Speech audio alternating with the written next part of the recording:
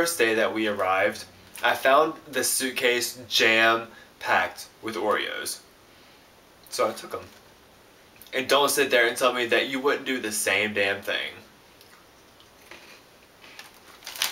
So it's already been 1 week in the house with the guys. I like them so far, but I mean, okay. Let's talk about Jordan. Start out with Jordan. I don't know what it is about black tank tops. I think I missed that memo somewhere. And it's not like they're nice tank tops either. I mean, they're all Hanes. Like, you buy them in like a variety pack from Walmart. And he's a bit creepy. I mean, I see him all the time on his computer lurking guys on Facebook, but he's nice enough, right? So we'll see how that turns out. And Chris Murphy, he is so nice. He's such a sweetheart. But let me give you an image. Miss South Carolina. And it's only been 1 week, but if I hear one more Disney reference out of Chris Murphy, I might shoot someone. I mean, the other day we had a 3-hour argument over whether Agrabah existed or not. I mean, I even showed him the Wikipedia page. It doesn't exist. But whatever. And Chris Craigman, I haven't really associated much with him because he's been spending most of his time in the bathroom. I don't know whether he is writing a novel or just spending all of his time working on his hair. We can never know for sure. Okay, so apparently a couple of nights ago, Chris Murphy and Jordan slept together or whatever.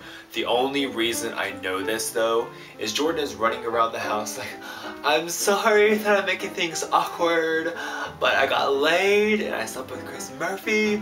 Okay, I get it. People sleep with each other. It's okay. But what I find far more interesting, Chris Craigman brought home a girl.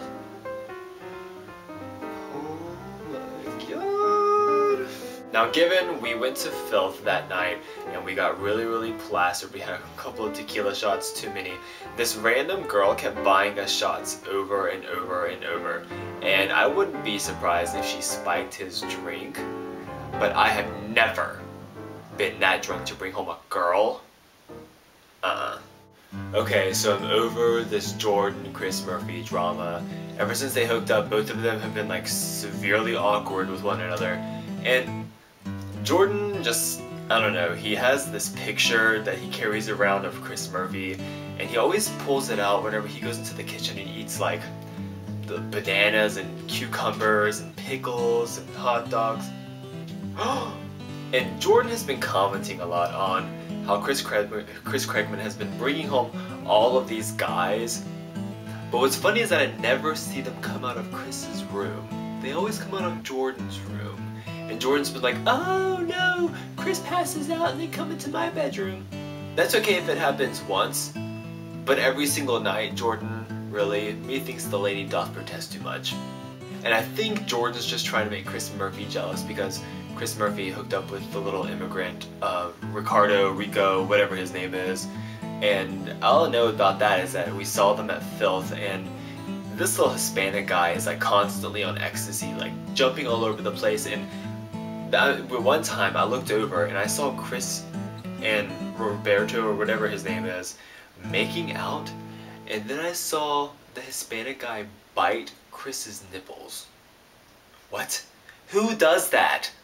Yeah, I know, people have been commenting on the little naked dance parties that I like to throw, and I can't help it that I like to get nude every once in a while, but I'm just jealous because, you know, when you got it, flaunt it, right? And to clarify on the whole me and Chris Craigman hooking up, it was RJ's idea. RJ wanted to know whether Chris Craigman would be a good enough lay to have in a threesome. And let me just say, RJ's gonna get more than he bargained for. So this is the final week, and I must say that this was an incredible journey. Jordan, I have grown to like you probably the best out of all the guys in the house, surprisingly enough. Although you kept obsessing over everyone, which was a bit weird. And I promise that I'll buy you some Oreos once we get back to Florida. Scout's honor.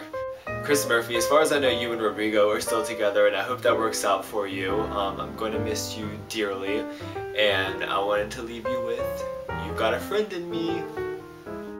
Chris Craigman, I hope your hair stays tall and that life goes well for you in Canada, and I wanted to thank you for that night that we shared together. I'll never be able to look at plungers and not think of you again. But that's it that I have for you guys this week, so we'll talk to you peeps later. Bye!